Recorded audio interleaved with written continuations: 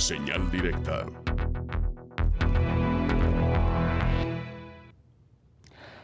La contingencia ambiental como examen de fortaleza administrativa.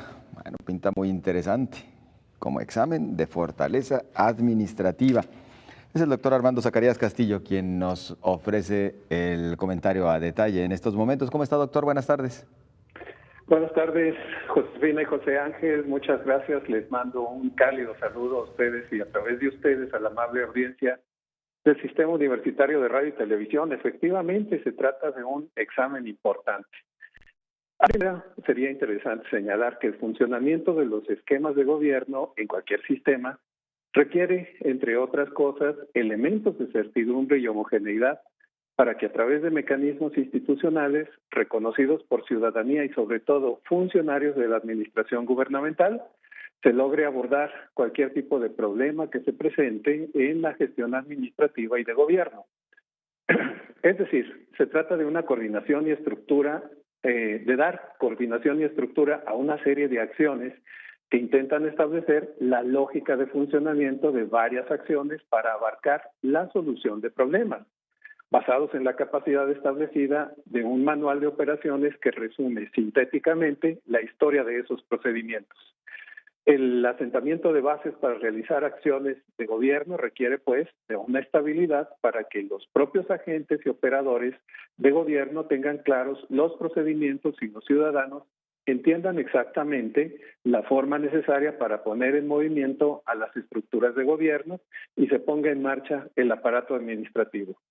En días pasados, un elemento inesperado hizo su aparición en el horizonte social y no hubo respuestas claras ni homogéneas que permitiesen enfrentar a las contingencias ambientales que recorrieron el territorio nacional, con especial énfasis en la megalópolis y el Estado de México. Entre otras cosas, se dijo que por no contar con un protocolo de seguimiento para ese tipo de contingencias, cosa que en la que abundaremos un poquito más adelante. Ezequiel Ezcurra, en la revista de Ciencias de la Universidad Nacional Autónoma de México, señala que el índice de calidad del aire es la medida que se usa en la Ciudad de México para informar a la población acerca de los niveles de contaminación atmosférica. Conocido como IMEQA, fue la primera denominación que se realizó en 1985. Desde 1970, la contaminación atmosférica ha sido un problema que el gobierno ha buscado controlar, tal y como ha sido uno de los temas globales de preocupación por la calidad ambiental planetaria, por lo que en 1977 se creó el Índice Mexicano de la Calidad del Aire, en aquel entonces se llamó IMEXCA, que se dedica a informar al público de las medidas a tomar.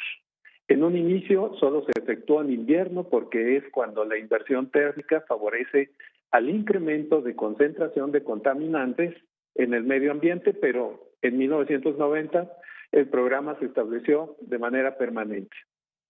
En 1985 se creó el Índice Metropolitano de la Calidad del Aire, que funciona para medir los niveles de contaminación en la ciudad y zona metropolitana. En noviembre del año 2006 se publicó en la Gaceta Oficial del Distrito Federal la norma ambiental que establece los requisitos para elaborar el índice metropolitano de la calidad del aire de los componentes. Esta norma ambiental incluye los algoritmos para el cálculo IMEC. Llevamos 34 años con IMEC y 13 con la norma ambiental que regula la calidad del aire en la Ciudad de México. Sin embargo, se señaló que la administración anterior no nos dejó un protocolo especial para las contingencias. Sin embargo, tomamos la decisión el día sábado 11 de mayo de emitir recomendaciones especiales para la salud de los habitantes. La jefa de gobierno de la Ciudad de México se incorporó como académica y política en el grupo intergubernamental de expertos sobre el cambio climático de la ONU en el tema de energía e industria y es autora del libro publicado por la UNAM en 2008, Problemática Ambiental de la Ciudad de México. La calidad académica y además temática sobre lo relacionado con la contingencia de la Ciudad de México no es un tema lejano en su experiencia como científica. Sin embargo, lo importante en este aspecto no es la calidad de conocimiento personal, sino la falta de estructura para poder poner a funcionar las estrategias de contención o de acción gubernamental. Las dificultades que se observaron fue la coordinación, fue la falta de coordinación en los diferentes niveles de gobierno y que dio lugar a una acción lenta, compleja y tardía, que finalmente se pudo poner en funcionamiento hasta 4 días después de decretada la emergencia. La jefa de gobierno consideró, asistiéndole una parte de razón, que con la declaración de una contingencia ambiental en la Ciudad de México no pasa nada, porque el programa de contingencias, dijo, está muy retrasado conforme a lo que debe ser, y se preguntó en qué sentido, básicamente por el hecho de que en el día que se decreta prácticamente no pasa nada, ahí la explicación de por qué dijo no pasa nada, pues solamente dejan de circular los automóviles que tienen calcomaníados. La falta de reacción podría entenderse por la gran cantidad de interpretaciones que hay sobre este tema, pero la contingencia, independientemente de las reacciones no coordinadas y con las diversas líneas de gestión de este problema, muestran la falta de organización y quizá el hecho de haberse concentrado en generar la búsqueda de una línea simbólica que le dé un estatus positivo al gobierno, circunstancia que no motivó la aplicación de los criterios que durante más de 30 años se han desarrollado para este tipo de casos. Mientras tanto, la secretaria de Medio Ambiente y Recursos Naturales, Josefa González, anunció que el próximo miércoles 22, mañana, presentará un nuevo protocolo para atender las contingencias. La secretaria señaló, por otra parte, el reconocimiento como un factor de la crisis ambiental, la reducción de 30% del presupuesto, así como la eliminación del programa de empleo temporal para prevención de incendios. Fue un señalamiento que hizo la secretaria.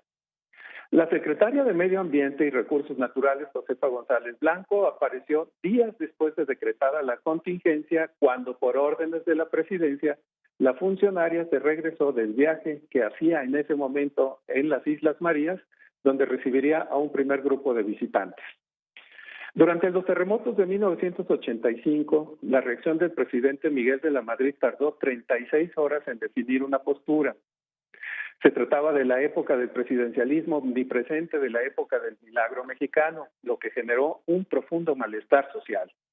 El sismo se padeció a las 7:19 horas de la mañana e inmediatamente, debido a la magnitud del evento, la ciudadanía salió a las calles para ayudar a los sobrevivientes. Se organizaron brigadas de rescate y se organizaron colectivos ciudadanos con el objeto de recolectar suministros para paliar los problemas de ese momento, y un efecto inesperado fue la consolidación de la idea de sociedad civil que se instauraba para la propia población como una idea en la que se reflejaba lo que pasaba sin la intervención del gobierno y sin la participación de partidos políticos. La enorme diferencia de los sismos en 2017 fue la organización de gobierno y sociedad que sacaron a flote durante la contingencia los problemas más urgentes. La partidización de la contingencia fue posterior y los costos para los partidos se reflejaron en las urnas al año siguiente. La contingencia ambiental ha sido descrita de muchas formas por diferentes actores gubernamentales que nos han querido convencer de que estamos en un estiaje de proporciones mayores y los incendios que han acompañado a este temporal inusualmente exagerados, con lo que solamente tenemos la interpretación de los hechos que constatamos de manera cotidiana. Se ha tratado de una contingencia que no tiene antecedentes de las administraciones anteriores, pero en el caso de la megalópolis, las administraciones anteriores son los antecedentes y los mismos actores que forman parte actualmente del gobierno de la Ciudad de México. La doctora Sheinbaum fue secretaria del Medio Ambiente en la administración de López Obrador, es decir, las administraciones anteriores, como lo fue el actual secretario de Relaciones Exteriores, Marcelo Ebrard, en quienes recae, a juicio de la jefa de gobierno, la responsabilidad de no haber generado los protocolos de intervención para un escenario que afecta a todos por igual. La observación ciudadana de lo que acontece tiene efectos interesantes. En el último registro sobre el desempeño del nuevo gobierno, Consulta Mitofsky presentó ayer sus últimos datos. En abril 19 de este año, el rango de aprobación era del 64.6%. después de la caída de 10 puntos entre los meses de enero a marzo. Hace 15 días bajó a 60.3%.